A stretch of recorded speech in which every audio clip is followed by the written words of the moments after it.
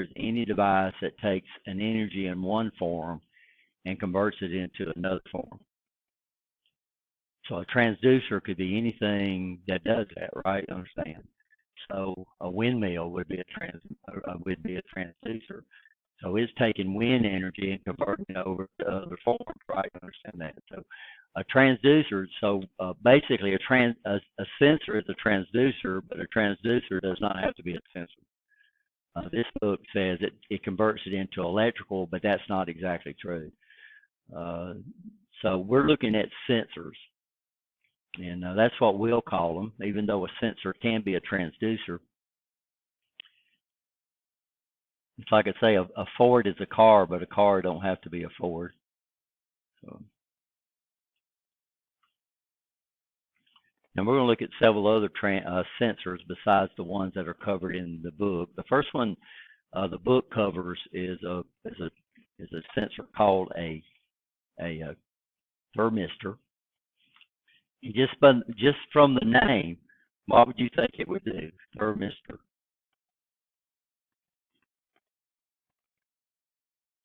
So what would it vary? We got three things. If I'm going to make a measurement, then we got three things that we can electrically measure. What are the three things that we electrically measure with our meters? Measure resistance, right? What else? Current and voltage. But we have a problem transmitting resistance. We can send voltage over conductors and we can send current to conductors, but we can't send resistance to conductors. But I've got this thing called a thermistor. So what do you think it varies? Therm means temperature, so what do you think it varies with temperature? Of the three, resistance, right? So a thermistor varies its opposition with temperature. As soon as I get my PowerPoint to load. But we're going to split these things up into categories. And then we're going to go back and we're going to look at some of these on the manufacturing line.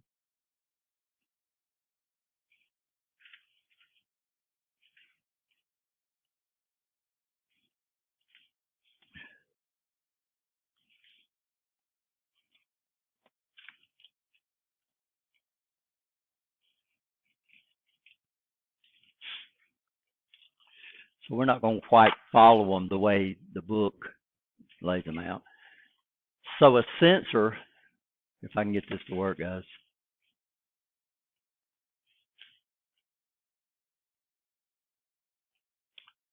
So what does our senses do? So what type of information can our brain actually process? Process information two different ways. Anybody know? Huh? Yeah. That's yeah. Anybody know any more? Smell, touch, see, taste, hearing. But temperature is one, but it's not what we call the five basic senses. But we can also sense temperature. We can sense pressure. We can sense. We have equilibrium sensors that allows us to maintain our balance. We have senses that we know the location of the parts of our body. So right now I know where my arms are. Right, understand that. We have so our brain processes information either electrically or chemically. So electrically is the one that we're looking for. So the five basic senses, these guys are electrical sensors.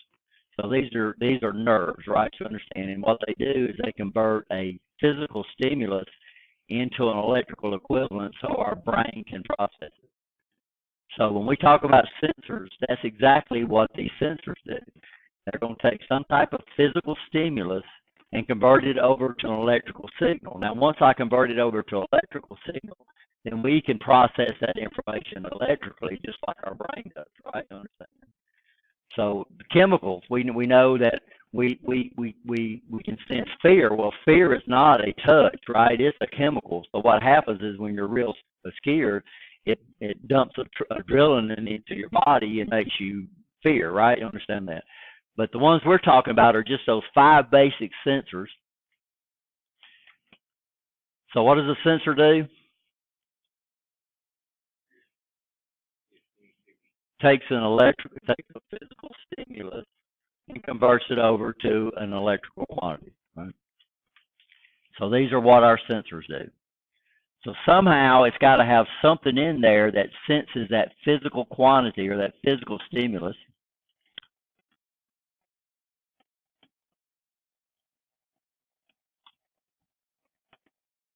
Takes, Rich.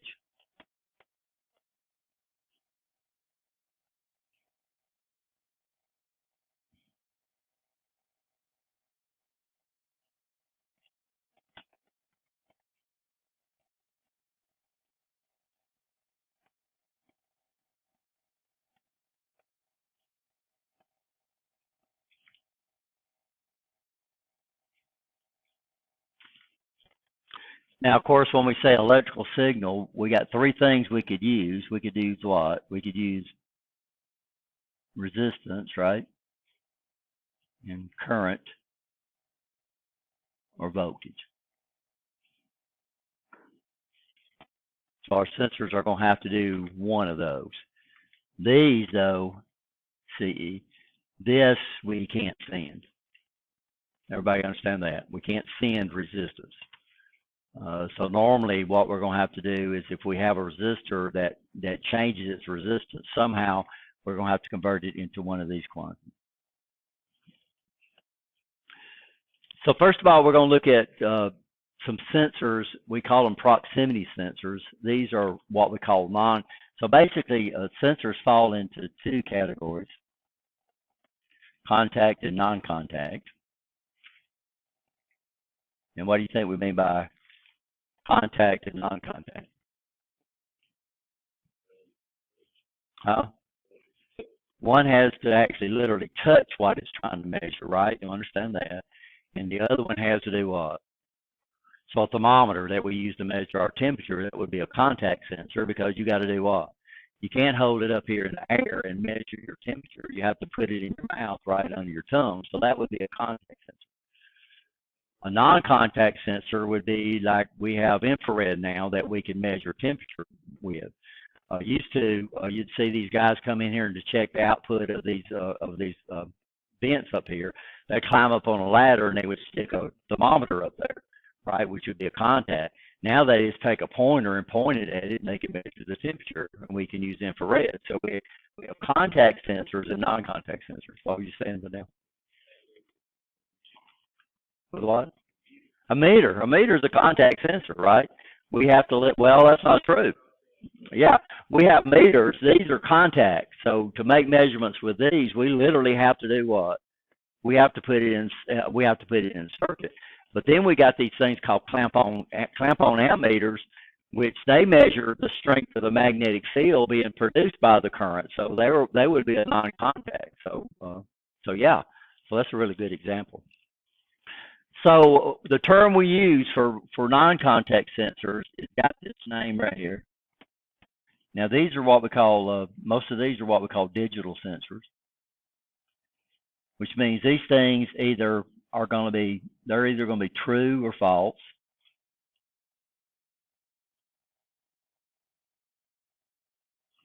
So we got, these are going to subdivide into either digital sensors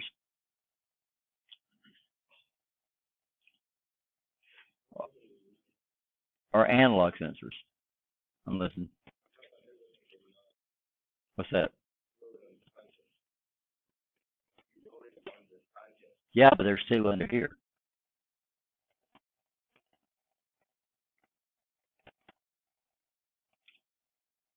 Or analog.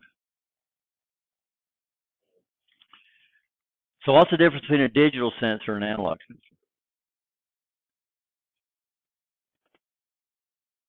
So digital, we usually mean true, false. So these things usually output either a voltage or a current. They don't output a resistance, right? You understand? And what they mean is they're either going to be true, that means their output goes up to a voltage, or they're going to be false, which means their output goes to 0. An analog sensor These are measuring signals that are constantly varying. So digital would be like this, right? Analog would be like this. An old clock would be an analog clock. New clocks are digital because they move in steps. Analog would mean it would be a sweep, right? You understand? So you're right. The old clocks would be that. The thermometer you put in your mouth is an analog sensor. A digital sensor would just display one temperature, right? You understand? An analog sensor would say, okay, you've got your temperature is 96.5, right? You understand? Because that's an analog sensor. But it's a contact sensor, but it's analog because it has a continuing varying outputs. And which one's more accurate? Analog. Why? Because it's continuously varying. I mean, so technically, if this right here was 0 and this right here was plus 5 volts, that would be an infinite number of voltages between here and here. Like temperature. So when we make measurements, we measure volts. Technically, the volts that we measure are basically, if we see a varying voltage, technically that voltage could vary an infinite number of times between minimum and maximum. We go down, so we start off with volts, then we go to what? Then we go to millivolts, then we go to microvolts. That's usually where we give up at. But after microvolts, that'd be what? That'd be nanovolts, it would be picovolts. So technically, these analog signals can have an infinite number of combinations. The problem we have with analog, it's almost impossible to send it over distance without having any errors. So digital is either true or false. So what that means is, if this right here was 24 volts and this right here was 0 volts, it would go from 0 to 24. It would go from 24 to 0, right? You understand? Yeah. So, or vice versa. So what the first digital sensors we'll look at is magnetic field sensors. So the only one that your book talks about is something called a Hall effect.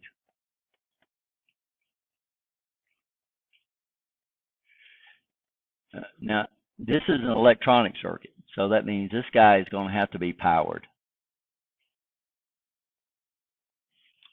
Some of them don't, some of them do. So these are magnetic sensors, so you need to kind of look at the Hall effect in there in your book. So these guys are going to have at least 3 pins. So the first one we'll look at, though, is one called a magnetic reed switch. This is non-electronic, but we're looking at so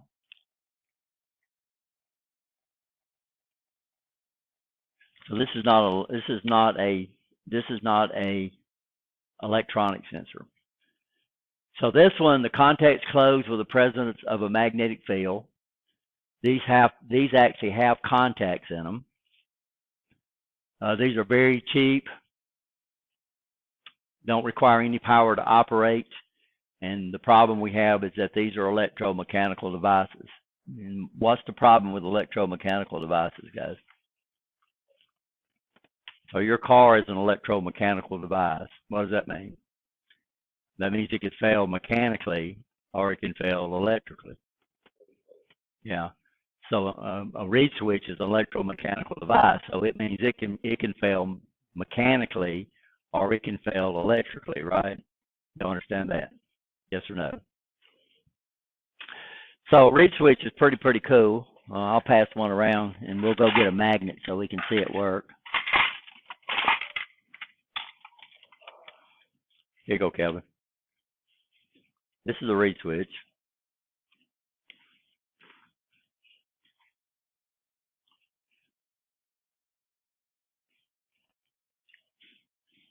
Now, a lot of these times, these things are sealed up where you can't see them. We don't see many mercury switches anymore because mercury is very, very dangerous, but we did see a lot of these. So the way the mercury switch works is, mercury is a metal. It's a unique metal in that its melting temperature is very, very low. So most of the time that we see mercury, it's already melted.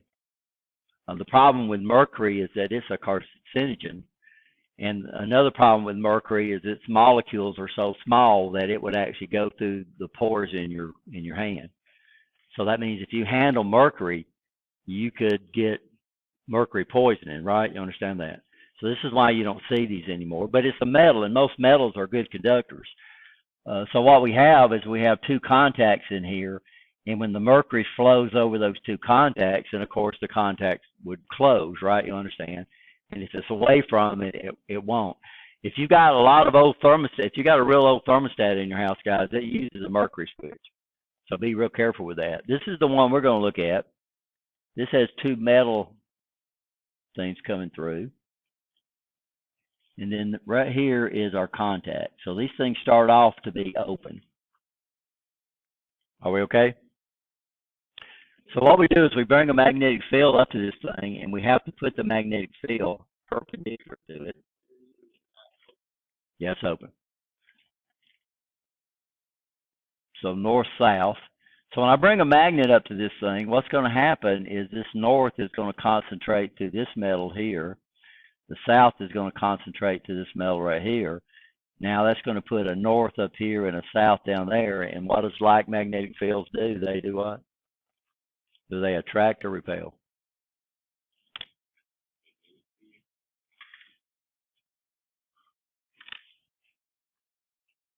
Now, what they've done is we can do this with pneumatics. So what we have, what's nice about pneumatics is we don't operate these things as, huh? Ain't that cool? Yeah, you can see it close if you look real close.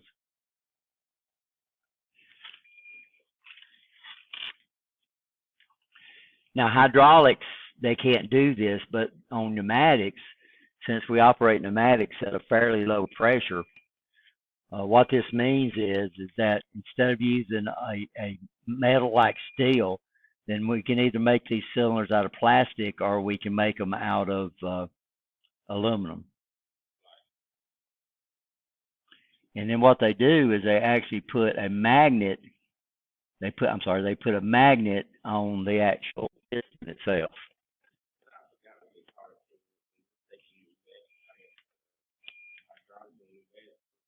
Yeah, they call this a cylinder, right? And we call this a rod. And then we call this the piston.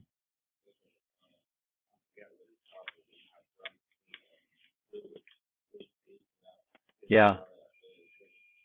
So what we can do is we can put a magnet on the piston, and then we can mount reed switches out here on the outside.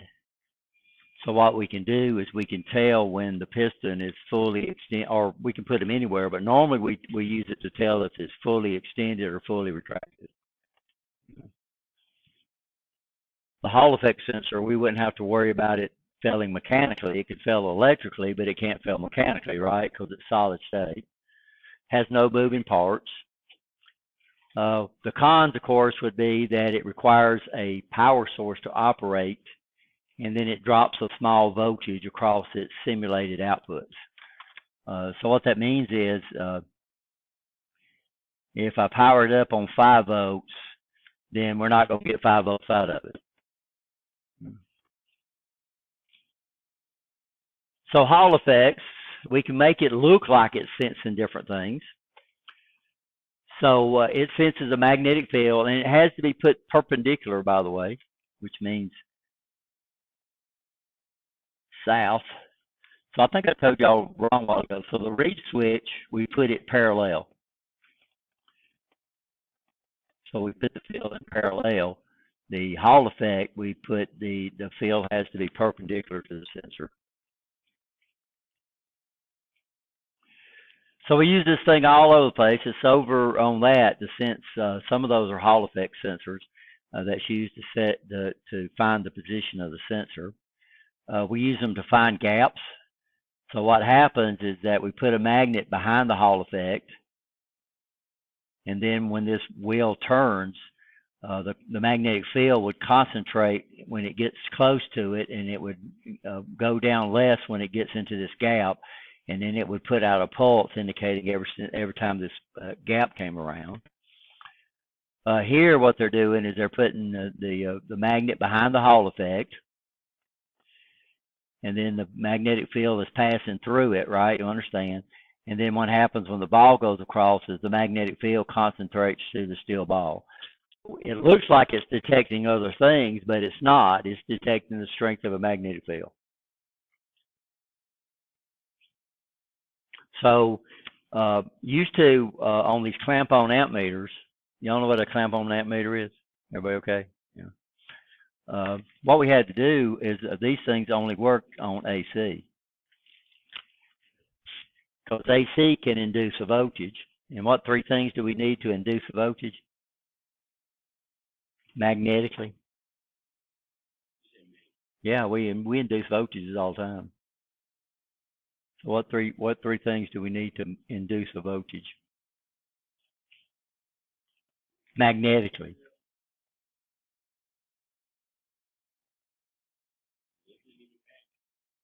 Now we got to have a magnetic field. And the second one, what we have, which we have to have a conductor.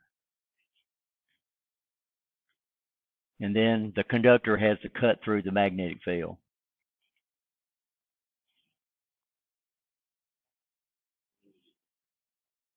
No.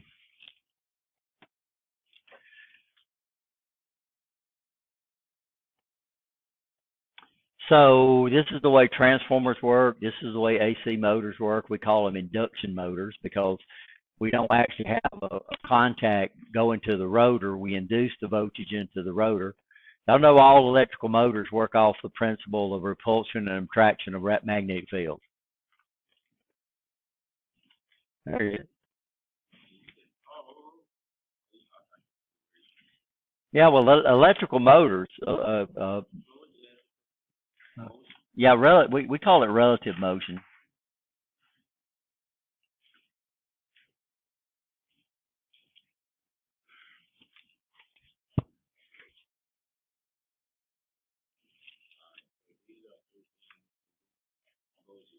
Magnetically, yeah.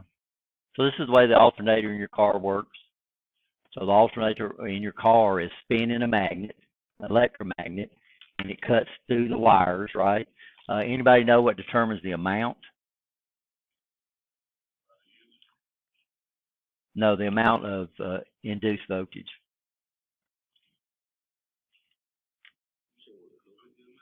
Yeah. Well, let's go down the list.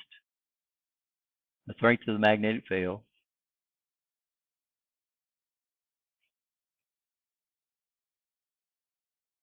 Two would be the number of conductor loops.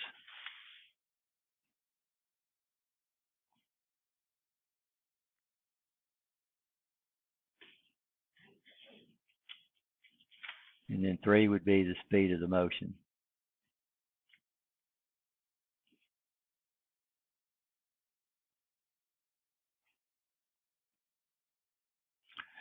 So in your car, you have what we call an alternator. It's an AC generator, and it's regulated. How does it regulate? So what happens is when you speed your car up, the magnetic field is cutting faster, so the output of your alternator would try to go up.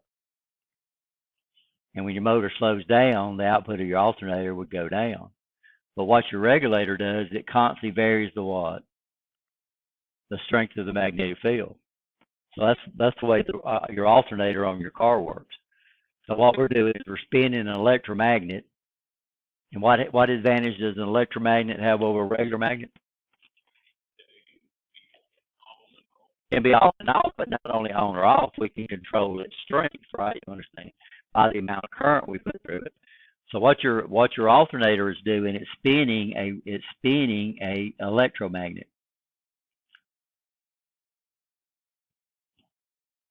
And what we do is we send DC power through what we call slip rings.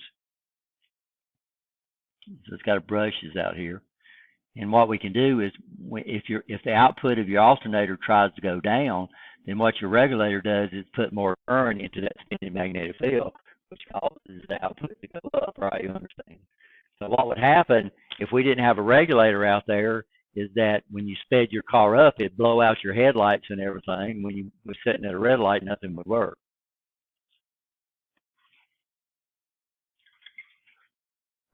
So this is why most cars, all when they idle around 1,000 RPM, because that's your alternator doesn't have enough speed to regulate below that frequency. I mean that speed. You ever notice that? Yeah. So yeah, if you got a tach gauge on your car, when you're sitting there idle, usually idles around 1,000 RPM. If it goes below that, like some people that ride those Harleys, they'll turn it down real low, and you'll see the light going like this because they're below the regulation of their alternator.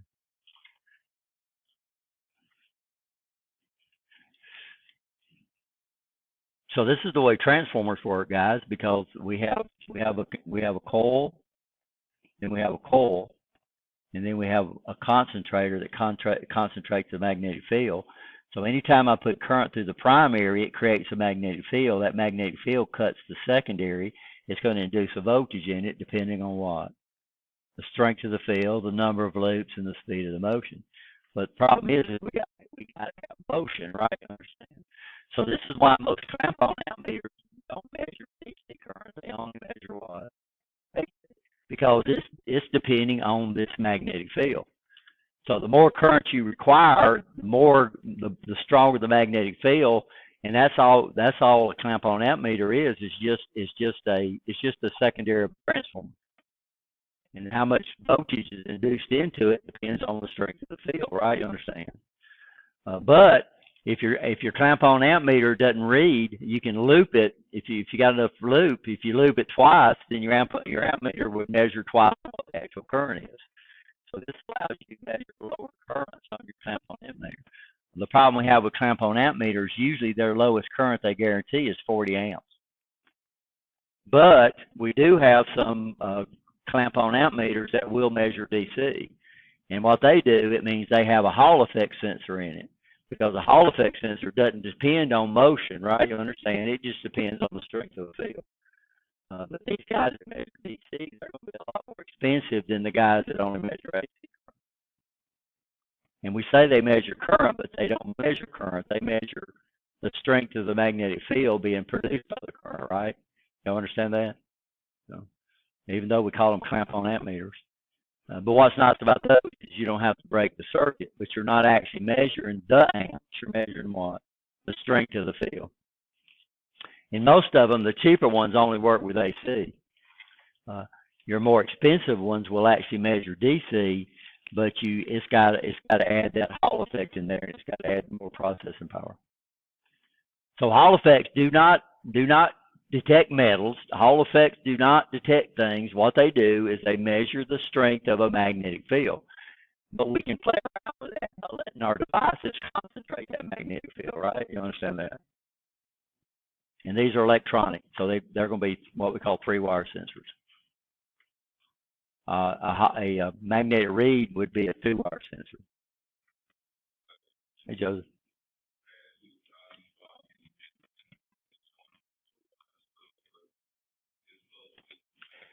Yeah, we can't run the lines anyway. The compressor's not working. Okay. Okay, you got to okay, you appreciate it. So Hall effects have to be powered because they're solid state. Reed switches don't have to be powered, right? You understand that? And we can't look at these. We looked at some of them. Photoelectric sensors. I don't know if the book covers these or not, but these are very, very, very important. Photoelectric sensors detect the presence of objects using a light source and a light receiver. These guys normally have a digital output. These are non-contact. They're solid state. They have no moving parts.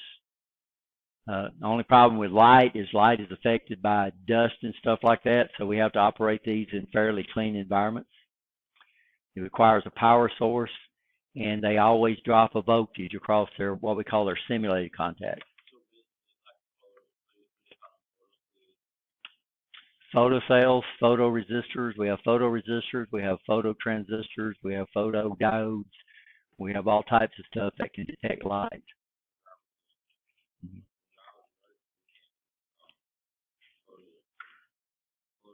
Yeah, photocells is usually the term we use for photos. We have photocells. These are generic terms. We have photocells, and then we have solar cells,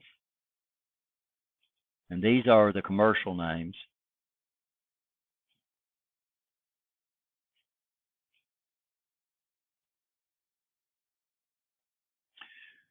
Photocells are actually photoresistors.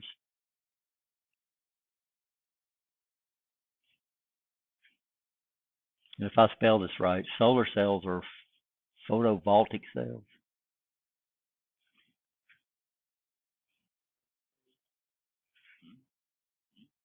I'm not sure I spelled that right, guys, but it's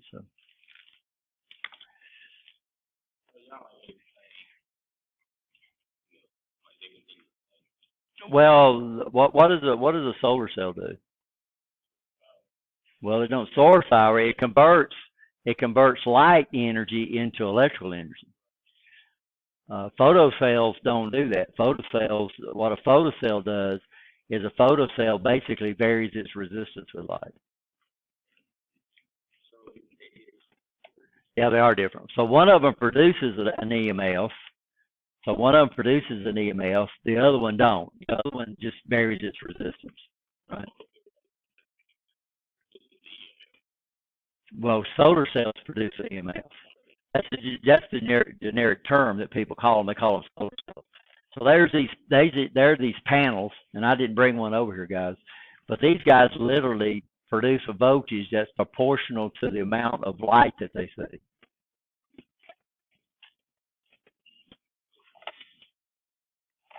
So these guys are going to have to be exposed to light.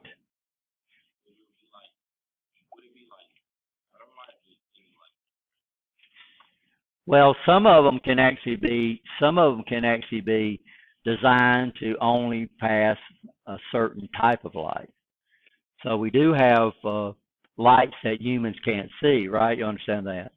So we can't see. So we can't see anything ultraviolet and above, or we can't see things infrared or below. UV light. So so when I flash this at you, can anybody see anything? Yeah, it's light. So the camera picks it up. So this is not at a wavelength that we can see visually unless we do something with it. So I flash this, you can actually see this. This is why when somebody stands in front of you, your remote don't work anymore. And you say, "Get out of the way," right? Because they're in between you and the receiver. We could probably with the camera. Oh, but that's a laser. It's not infrared and it's not ultraviolet. It's in the light spectrum that the eye can pick up, right? You understand? So yeah, your laser that you almost pointed in your eye after I told you not to do it.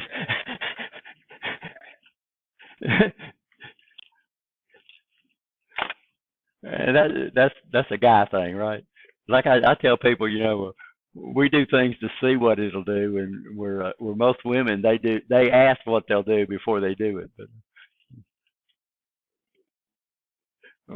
that the story goes, we had a guy that works in the scale crew out at U.S. Steel, and they deal with a lot of moving parts. And he cut off his finger, and he was sticking his finger through a hole, and something moved, and it cut his finger off. And the bosses went out there, and they wanted him to show him what he did. And he stuck his finger in a hole and cut off another finger. I'm not saying it's true. That was the story that went around. So there was nobody that I remember that worked in the scale crew that didn't have at least one finger gone. Yeah, at least one. So, yeah. So this is a photoresistor. So we'll pass these around. If you got your own meter, you can get it out and play around with it. So these are photosisters. Most people refer to these, the commercial name of these things as photocells, and these guys are all over the place. When I was younger and they started putting lights out in stores, they used timers. So the lights would come on and go off on timers, and you can still see these because you go past sometimes in the summertime and the lights are out on the parking lot. Well, those guys are using timers. They don't use those anymore. They use these photocells now. And what they do, of course, is they can actually sense light, and now they'll turn the electronics. They'll turn lights on or turn lights off. Right? You understand? It does dawn. So this guy, I'm gonna come over here and put a meter on this. This is a photoresistor. About everybody calls them photocells. So I'm just gonna come over here and put my meter across it. Can you see my meter?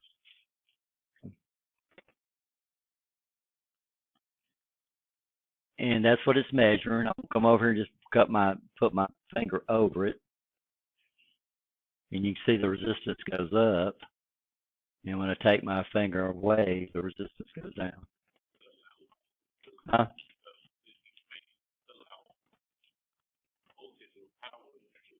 That's right, and that's just the problem we have is that I need to take this. Somehow I need to take this, which is ohms. I cannot send ohms, right? You understand? So if I'm going to send this into an electrical equivalent, normally what we've got to do is somehow we've got to either convert this into a voltage or we've got to convert it into a current, right? You understand that? So this guy here, this is what this guy is on every light up and down the highway up here.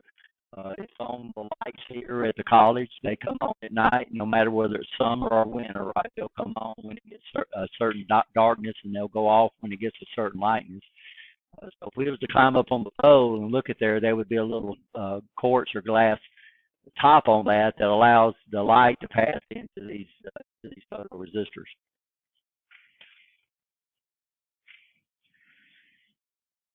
So how am I going to take a resistance and convert it into a voltage?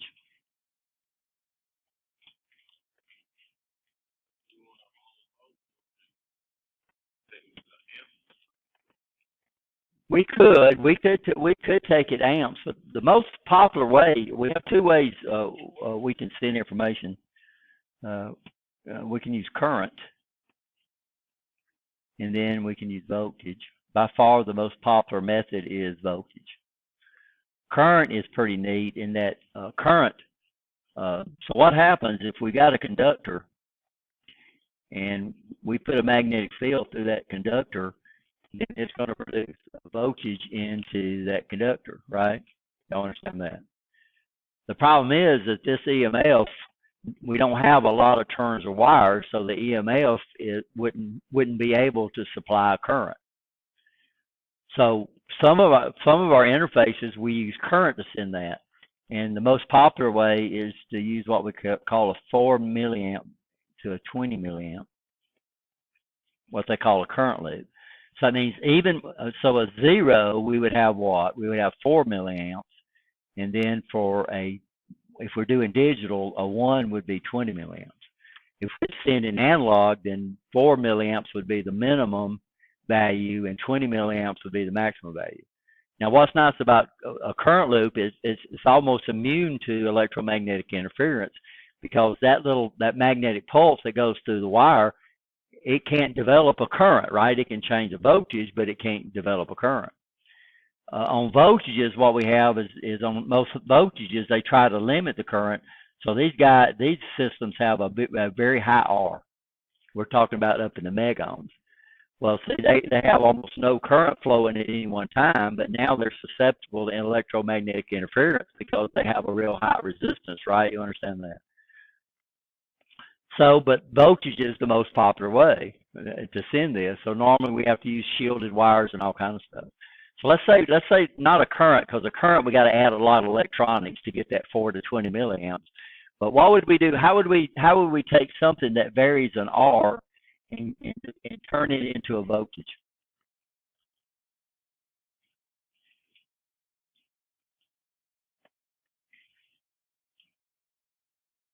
Anybody got any ideas? So if I came over here and just did this, so if I put the photoresistor right here, and normally we'll come up here and they'll either draw arrows coming into it, or they'll use the symbol lambda. Lambda is what we use for light, by the way. If I was to come over here and put this across a voltage source,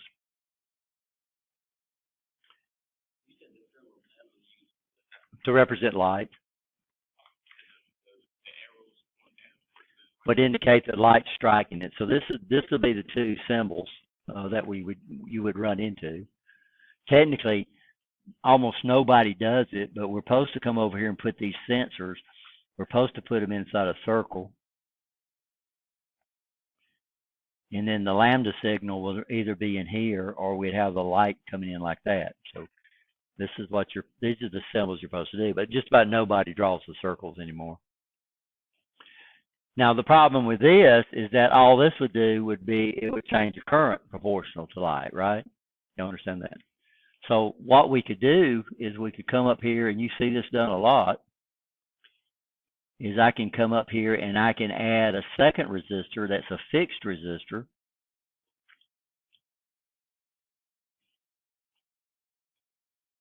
So this is fixed, and let's just say it's 1K just for the heck of it.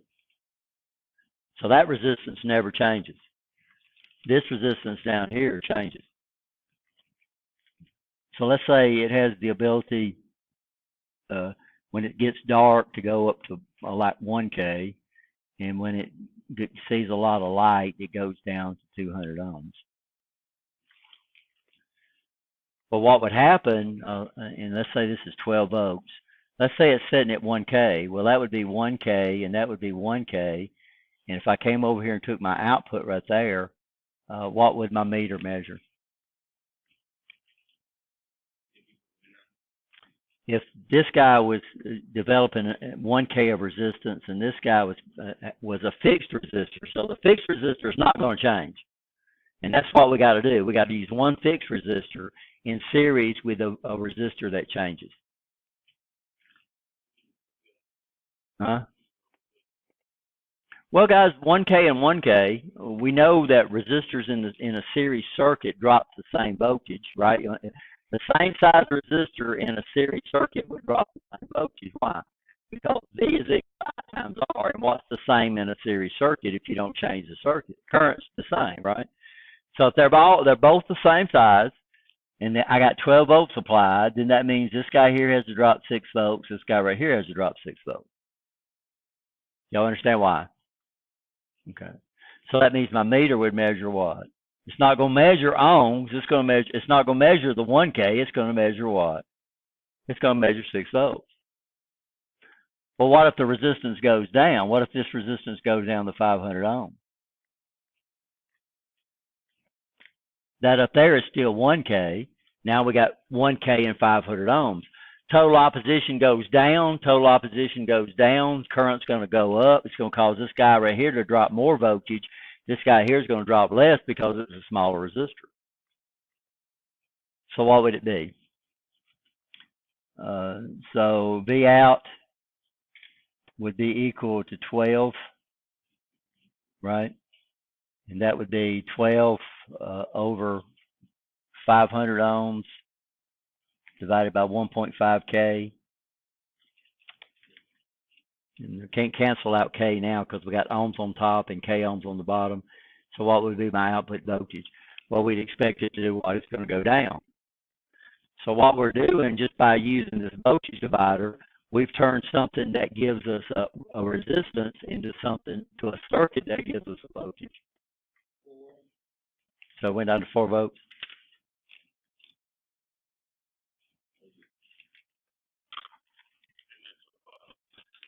Well, we could change it too. What we could do, it depends on what you want. So here, the way this is developed is when the temperature goes up, the voltage is going to go. When the light goes up, the output voltage is going to go down, and when the light goes down, the output voltage goes up. But what if we wanted it to work the other way? Well, what I would do is we would put the sensor at the top, and then we would put our fixed resistor at the bottom. And instead of taking our output across the sensor, we would take our output across the fixed resistor. Now here, when light goes up, the photoresistor's resistance goes down. It's going to drop less voltage, and now your other resistor drops more. So if you put the resistor second, then your voltage is going to go up as light goes up. If you put it, and it's going to go down as light goes down. So I've got the circuit set up here.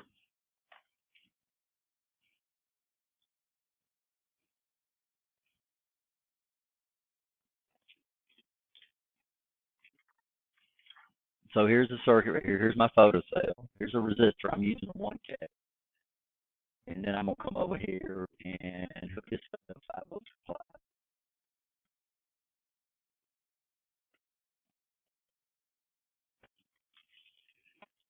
So what I'm going to do is I'm going to do both ways.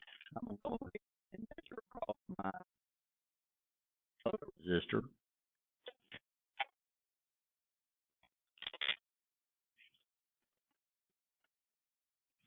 Can you see the meter? And so what happens, right now it's measuring about 2 volts. As I cover it up, my voltage goes up.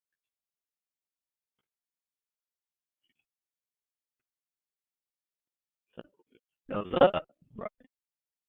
So I come over here and measure across my resistor.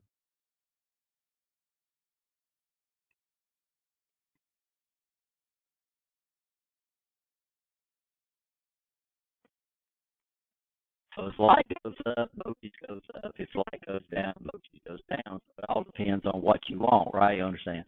But now we're taking something that varies a resistance, and we're getting a voltage out of it just by adding a watt, just by adding a fixed resistor. So now my sensor would give me a voltage that represents light. Instead of giving me a resistance that represents light, it would give me a voltage to represent light. So it depends on what your system is looking for. If you want the voltage to go up when light goes up, then you would take your output across the resistor. If you wanted it to go down as light goes up, then you would take your output across the solar cell. That makes sense? So now I'm taking it across the resistor.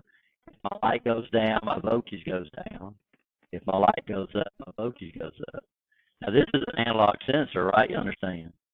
Because it's actually giving me a voltage that's dependent on what? The amount of light it sees. So somehow we're going to get a digital sensor, we'll have to add some more electronics to it. So this is what you got on your light. You got this is what they got on the highway up here. They're using this to measure light, but then they're going to run it into another device that actually trips at a certain threshold. So this is why if anybody got motion detectors on their house, you can actually adjust that sensor for different lengths, right? You understand? But it's a digital sensor. Even though the motion detector is an analog sensor, we run it through additional electronic circuits to get a digital output. So a very easy circuit that converts a device that changes its resistance with light into a sensor that now gives me a voltage that's proportional to light. Are we okay? This makes sense? Here I'm going across resistor. Here I'm going across this. Now it operates the opposite direction. So here, as the outlaw light goes down, voltage goes up. If light goes up, voltage goes down. Depends on what your system's looking for.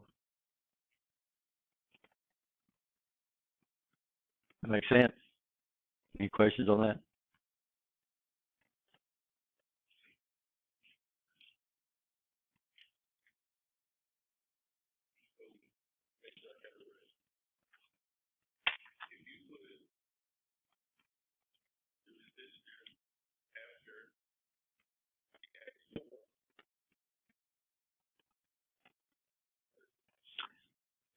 the sensor.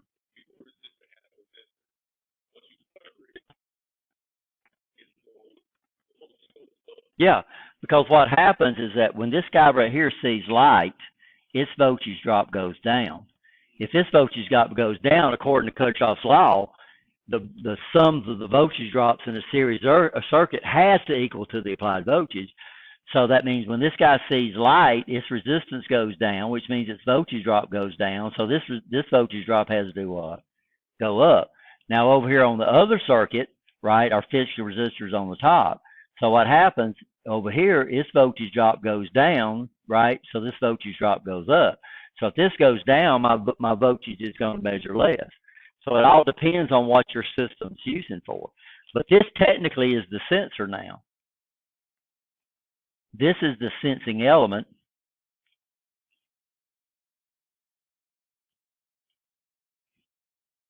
But this would be the sensor, right? You understand? So if I had this, then what I would have is I would just have a 3-lead device. One of them's going to, we can see the photocell, and then we'll have 3 leads coming out of it, right? And all that stuff would be internal. So this is what we start doing. We start making sensors. We combine the sensing element, right, with something else to give us what we need. So here we've got resistance. We got something that varies its resistance. Well, the problem is I can't send resistance, right? You understand? I can't send resistance, right? You understand? So what do we have to do? Well, somehow we have to convert that either into a current or a voltage. And of course, the easiest thing to do is with a voltage, because all we have to do now is just add a resistor right in series with it. And then now we've got a sensor that actually gives me a voltage that represents light. And now we can use this in an electrical circuit. And we can add some more components to make it digital, right? You understand? So we can make more components that would switch something on when it got dark, and switch something off when it got light. But the thermistor itself is actually, I'm sorry, the photoresistor itself is actually an analog sensor. So to get a digital sensor, it means we're going to have to do what? We're going to add some more. We're going to have to add some more components to the sensor itself. Does this make sense?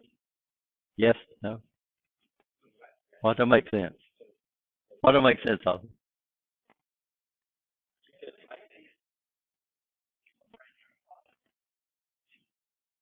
Are we okay?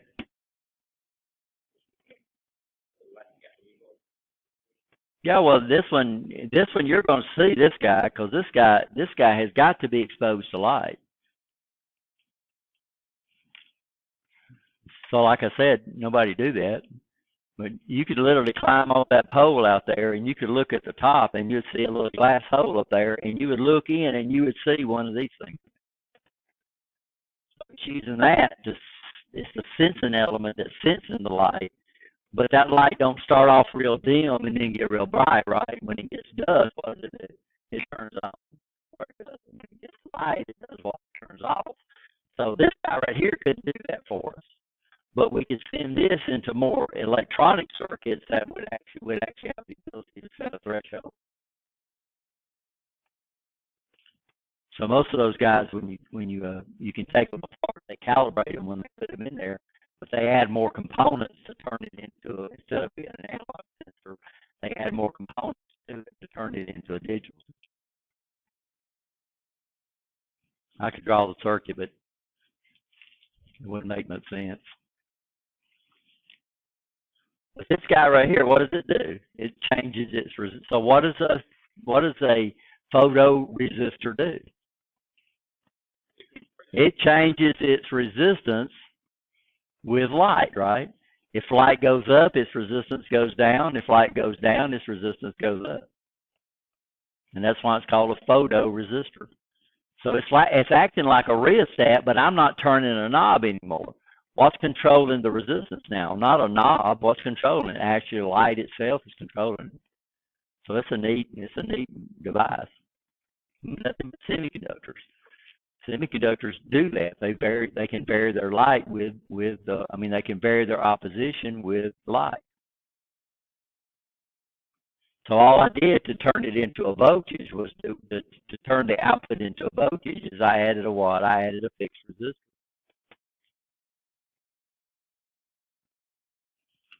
Are we okay? Simple circuit. Now I got a sensor that gives me a what? That gives me a voltage that's proportional to light. So I can use that voltage that's proportional to light and run it through some type of threshold circuit where it either turns the light on at a certain time or when I have certain darkness, or turns it off when it gets light. You know, and it can be a pretty simple circuit too, guys.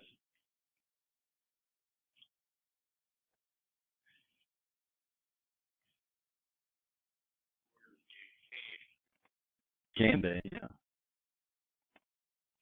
We could. I could. I could draw the circuit for us, but I'm not. You know, we're gonna look in later on. Hopefully, we get there to a device called a triac,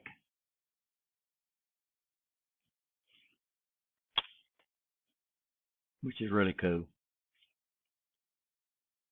So we could use the photocell to trigger a triac, and then the triac would actually turn the light on at a certain lightness.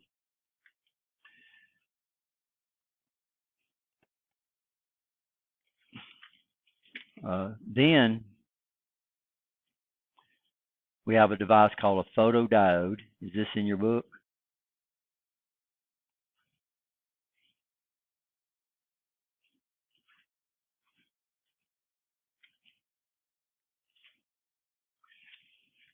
Everybody know what an LED is, right?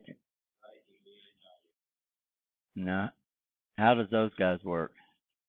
So when we draw its symbol, we would do the diode, and then we would come over here and we would draw the arrows coming out. Okay. Now this would be a light emitting diode. How do we make it light up?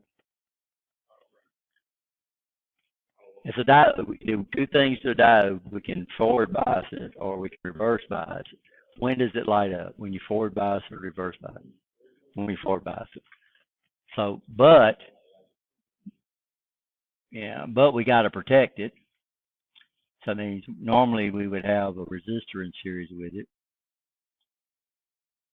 LEDs, by the way, these guys are not made out of silicon. They're made out of different galliums, and their VF is approximately 2 volts.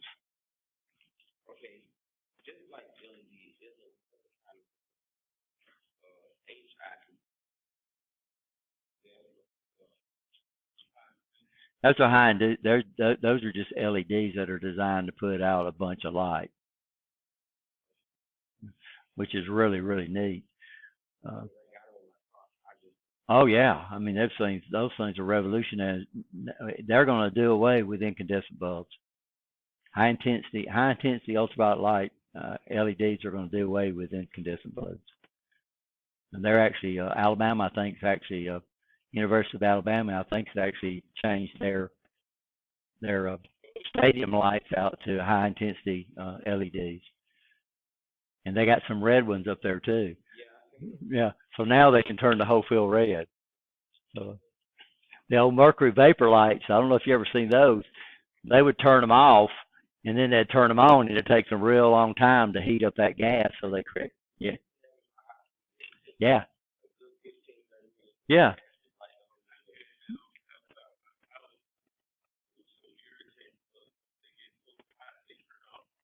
yeah. I say, yeah, when they're having problems, yeah.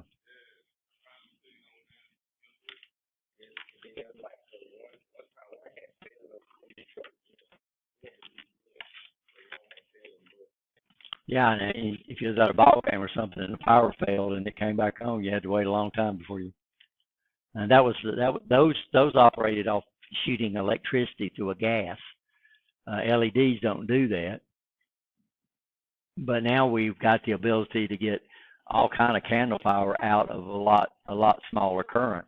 So this is something y'all ought to start considering real fast. Is as I'm not telling you to change them out, but as your light bulbs start going out, you need to start replacing them with LED bulbs. I mean, it'll save you a ton. I mean, you get like 100 watts worth of light out of like 20 watts worth of power.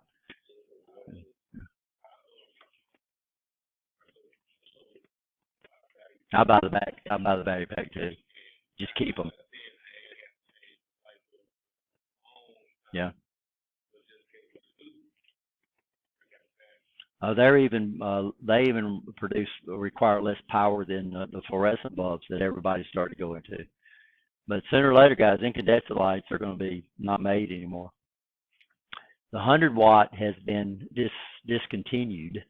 So if you see a 100 watt incandescent bulb, it's from some storage places had a bunch of them.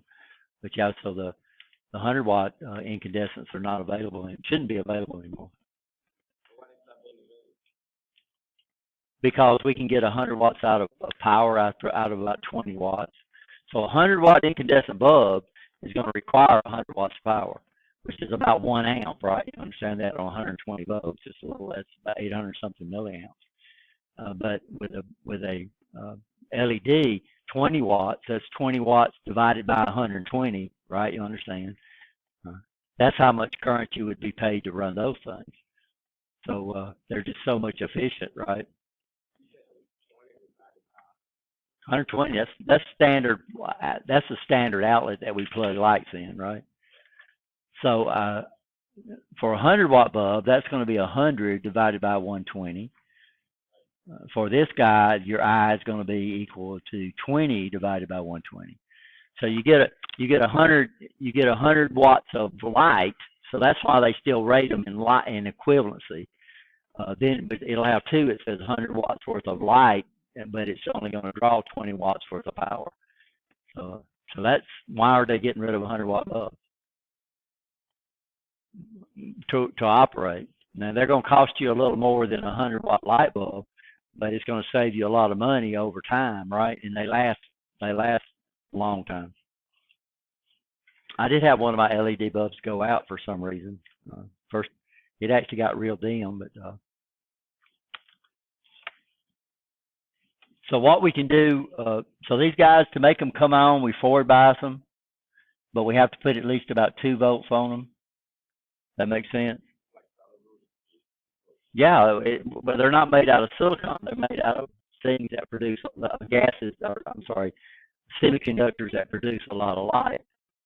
So they're usually made out of gallium, and then they dope it to get the color that they want. So different ways to dope it would display different colors. A lot of people think that the lens determines the color. That doesn't determine the color. That usually enhances the color that the LED already puts out. But so that means to make them light, we would have to have it over 2 volts over here. But anything above 2 volts would be considered a short circuit. So if I put 5 volts, then I would have to choose a resistor that would drop what? 3 volts and allow enough current to flow through it to cause the thing to light up, which is pretty neat. And these are just regular LEDs. It took them years to get a white LED.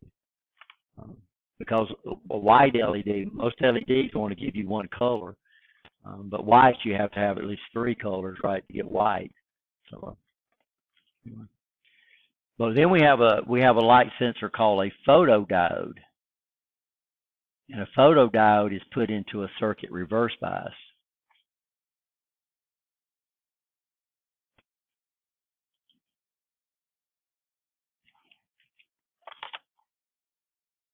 So a photodiode basically, its leakage current increases with light and decreases with light. These are some photodiodes. I think I got some in here. Yeah, I've only got 2 right now. I need to order some more. So they look kind of like LEDs.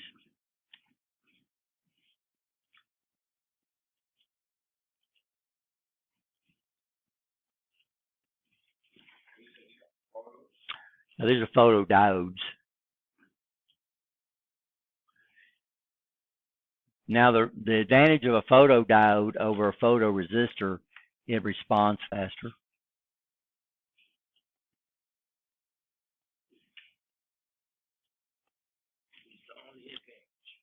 Yeah.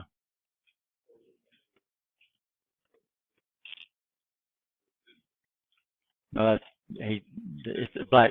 Yeah, it's the black thing. It's the one with the dark purple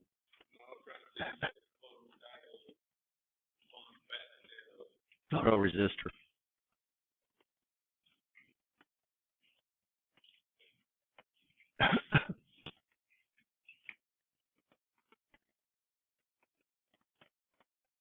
So for years, this is what our remotes were made out of. So over here, we had our remote that used an LED,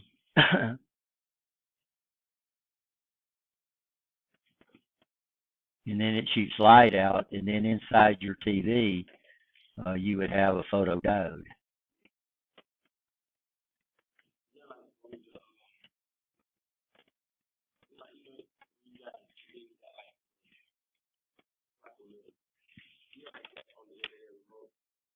Yeah, a lot of your TVs, you'll see a little circle up there. Yeah, but behind that lens would be the actual electronic device. Originally, it was a photo diode. It was never a photo resistor because you see how fast these dang things are blinking. This light is blinking. So a photo diode, a photo resistor would never be able to respond to this.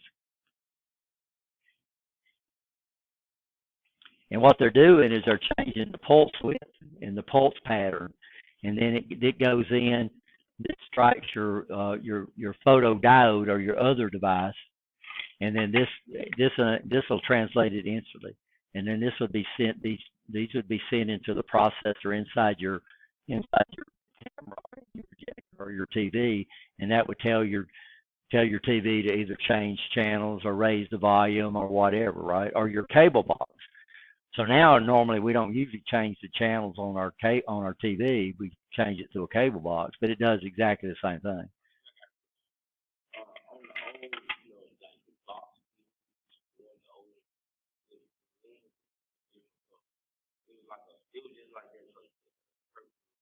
Yeah, well, it all depends on which wavelength of light was. So, like I said, these wavelengths, they had a problem for a long time getting these LEDs to make all these other different colors.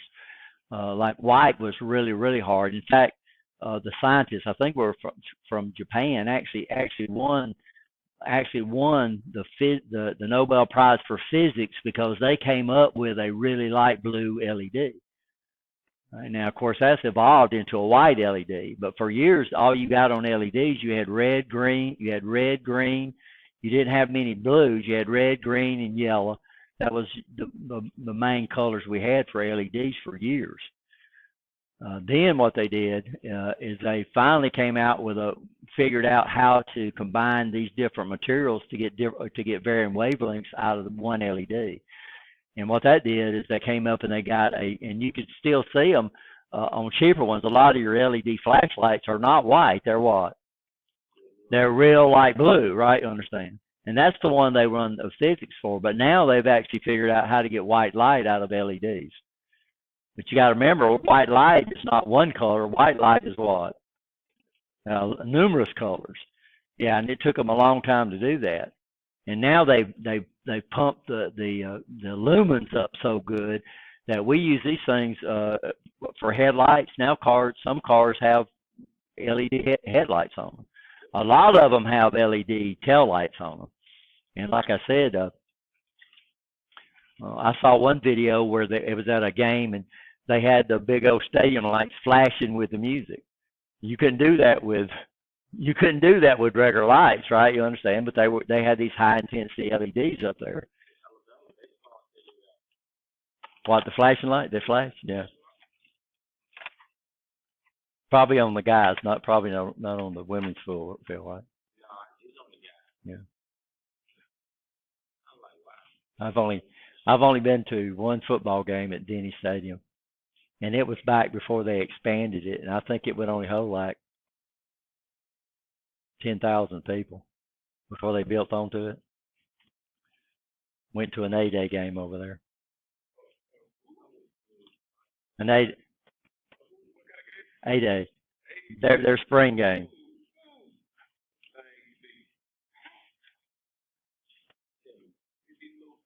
This is back where Alabama played all their big games at Legion Field.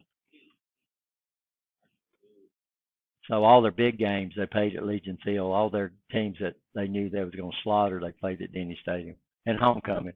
So Alabama used to only play like 3 games a year down at Denny Stadium, plus their 8A game. So photodiodes, these guys basically work kind of like photoresistors. They vary their leakage current, which means their resistance changes, right? You understand that? But what advantage does a photodiode have over a photoresistor? Respond faster, yeah. And by the way, we're going to let y'all do labs on these guys, which is pretty cool. It's going to be a handout lab, huh? Y'all don't like lab, do you? Y'all love lecture, don't you? So notice the symbols, though. So if we draw the symbol of a diode, and then we draw the arrows pointing out, then that's an LED, right? If we draw the symbol of a diode, and then we draw the arrows pointing in, then this is a photodiode.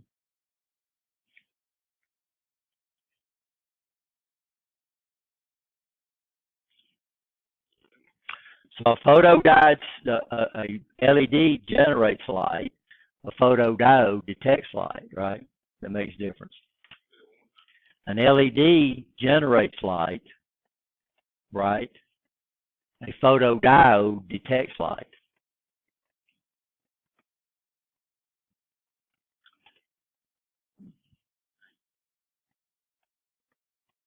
An LED, the arrows point out. A photodiode, the arrows point in. Well, that's a crummy drawing, guys.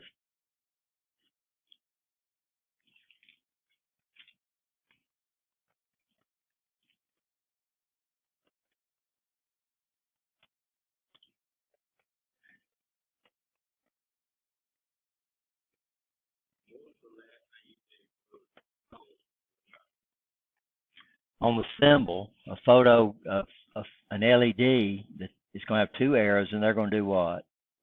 Point out. And the photodiode, the arrows are going to do what? Point in.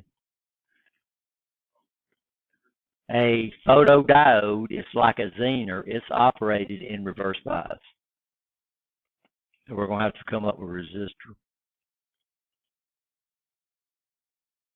So what the light is doing is changing the leakage current of the photodiode, and it's proportional to the light that strikes it.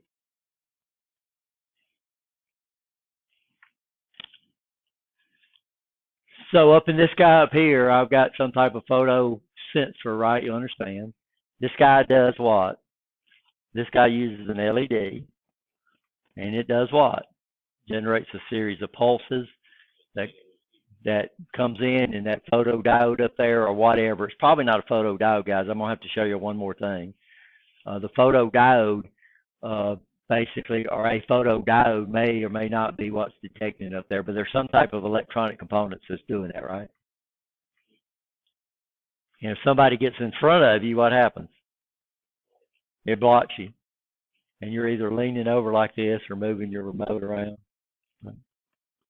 Anybody ever did that? Anybody ever got in front of you when you was watching TV and couldn't change the channels or couldn't?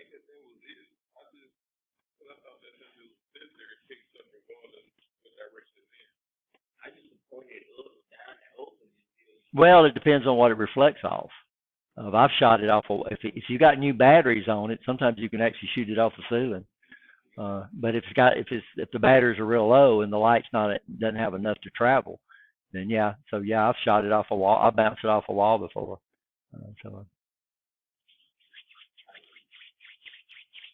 So yeah, any reflective surface. If you got real dark rooms in your house, normally ceilings are white, right? You understand? So they work pretty good.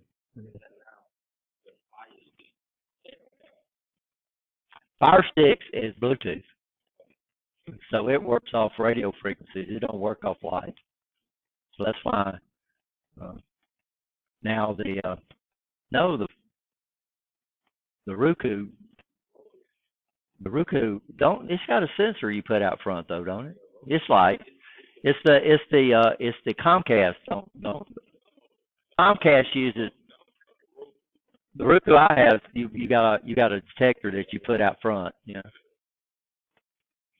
But the Comcast the Comcast I got that on one TV. It's Bluetooth, so you pair it to your phone. So, so any video you watch on your phone, you can send to your Comcast. Your Roku, you only have to select certain channels or pay for stuff, right? The last device we have, and this is what's dominating these guys now. It's called a photo transistor.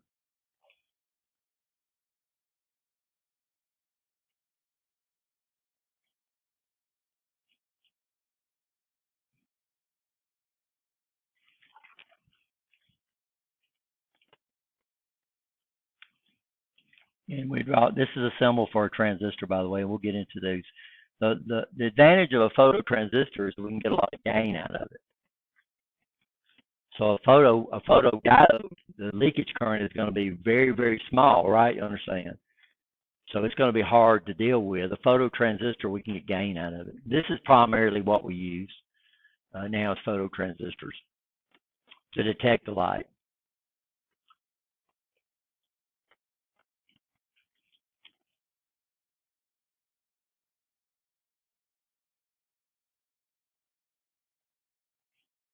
And the next major thing we're going to go over is going to be transistors, and we'll get a little feel on this.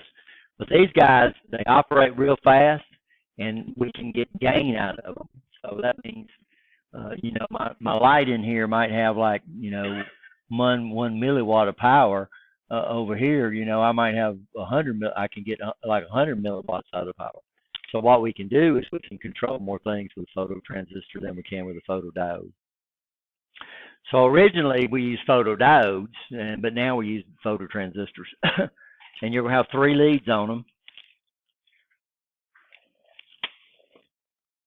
What did I run over? Oh my goodness.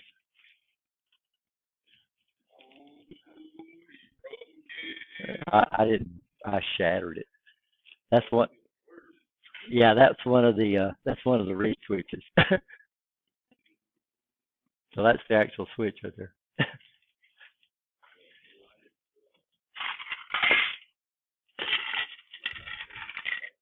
So these are phototransistors. These have 3 leads on them. Here we go. And you can actually see it's got a glass top on it, and that's where we'd have to expose it to light. So this is probably what we use in this sensor up here.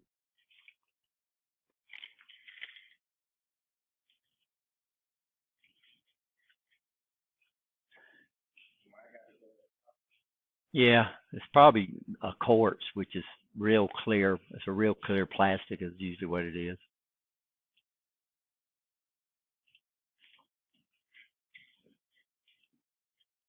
So photoresistors, photodiodes, and phototransistors, these are light detectors. Now what we're going to do is we're going to combine this into some sensors that we can use in manufacturing.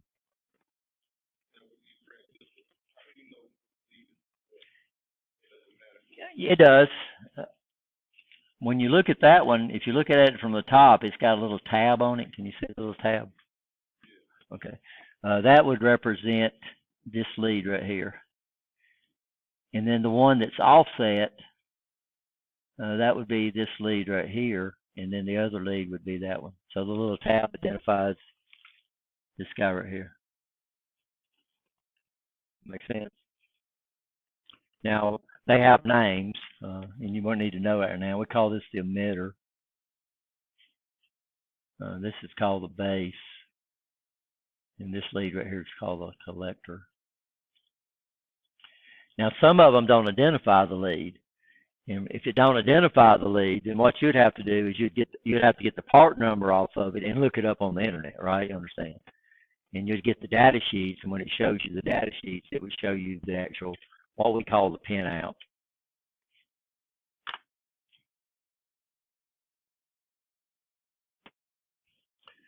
So these are our photoelectric sensors right here.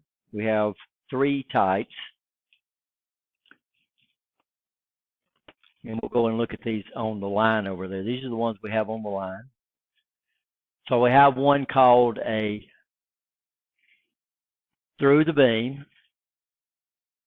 So this is what happens when somebody gets in front of you with a remote. That's basically like a through the beam sensor would do. So what happens on a through the beam, we have a transmitter on one side,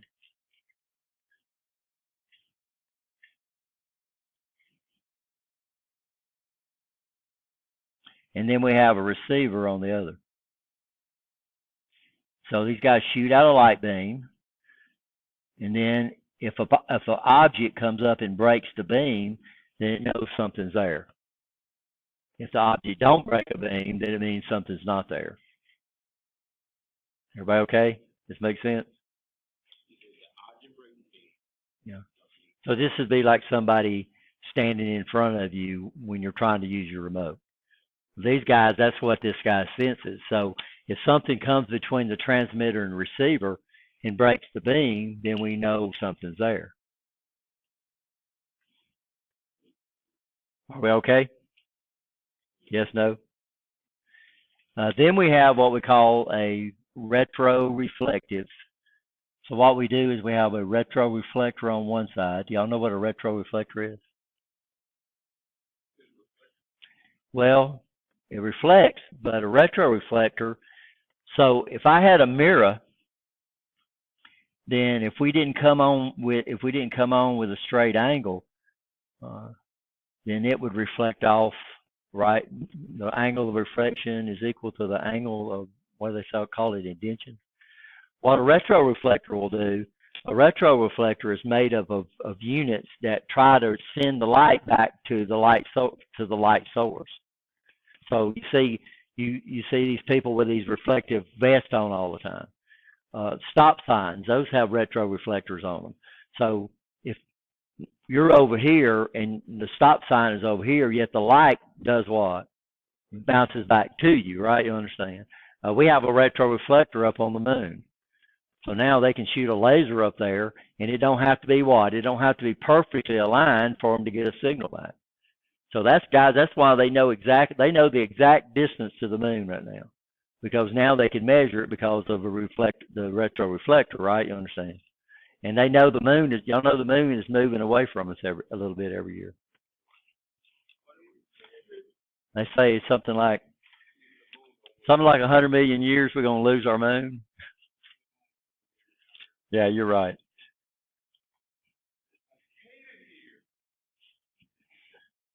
Just to see everything that goes on down here, right? So a retroreflector, what we do is we shoot the beam, it hits a retroreflector, and then it bounces back. If an object comes in it works kind of like this guy, right? You understand this? Here, the transmitter and receiver in one unit. We call these transceivers.